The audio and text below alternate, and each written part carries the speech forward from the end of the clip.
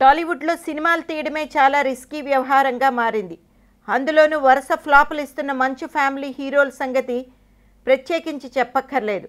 వాళ్ళు సొంతంగా సినిమాలు నిర్మించి తండ్రి మోహన్ బాబు తెచ్చిపెట్టిన డబ్బంతా వేస్ట్ చేస్తున్నారు. ఈ పరిస్థితుల్లో మంచు విష్ణు కొత్త సినిమాకు దొరక్క కొత్త నిర్మాత దొరికాడు. అతని డబ్బుతో అమెరికా అన్నారు, మలేషియా అన్నారు, బాగానే ఉంది. కానీ ఈ మంచు విష్ణు ఇలా యాక్సిడెంట్ చేసుకోవడం మాత్రం చాలా దారుణం అంటున్నారు ఇండస్ట్రీ వాళ్ళు. అసలే ఈ డైరెక్టర్లు పెట్టించే ఖర్చులు భరించలేక నిర్మాతలు నానా అవస్థలు పడుతున్నారు. ఇక సినిమా అయ్యాక లాభాలంటారా 100 మందిలో ఒకరికో ఇద్దరికో వస్తుంది. కానీ ఏ డైరెక్టరు, నిర్మాత, నటుడు అయినా సినిమా నిర్మాణం ఖర్చులు తగ్గించుకుని తక్కువ బడ్జెట్లో సినిమాలు ఎలా తీయాలని ఆలోచించాలి.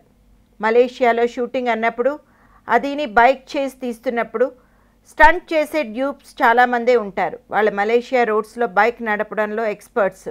అలాంటి వాళ్ళు ఉండగా నేనే బైక్ నడుపుతా, న్యాచురల్గా రావాలి, నేను హీరోని, ఇలాంటి మాటలు చెప్పి సొంతంగా స్టంట్ చేస్తే ఆఖరికి ఏమైంది? మంచు విష్ణు వెళ్ళి ఐసీయూలో అడ్మిట్ అయ్యాడు. అక్కడ ట్రీట్మెంట్ ఎంత ఖర్చుతో కూడుకునే వ్యవహారమో అందరికీ తెలుసు. పోనీ ఈ ఖర్చు మంచు ఫ్యామిలీ భరిస్తుందా అంటే ఇంపాసిబుల్. అలాంటి అలవాటు వాళ్ళు ఇంటా వంట లేదు. ఈ మంచు విష్ణు చేసిన ఈ అడ్వెంచర్ ఖర్చు ఎన్నో లక్షల్లో ఉంటుంది. షూటింగ్ ఆగిపోవడం వల్ల నిర్మాత పడే నష్టం ఇంత అంతా కాదు. ఈ దండగ ఖర్చులు కాకుండా అతన్ని చూడ్డానికి అతని భార్య వెళితే ఆమె ఫ్లైట్ టికెట్స్, బోర్డింగ్, లాడ్జింగ్ ఖర్చులు ఆ నిర్మాతే భరించాలి. మంచు విష్ణు స్టంట్ డైరెక్టర్ మాట విని ఆ బైక్ సీన్ ఒక డ్యూప్తో తీయించుంటే అతని రెమ్యూనరేషన్తో సీన్ అయిపోయేది.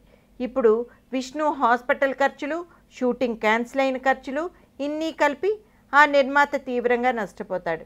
ఇది మంచు హీరో ఆ నిర్మాతకి ఇచ్చిన ప్రతిఫలం. అతనితో సినిమా తీయడమే ఆ నిర్మాత చేసిన తప్ప కాలమే చెప్తుంది.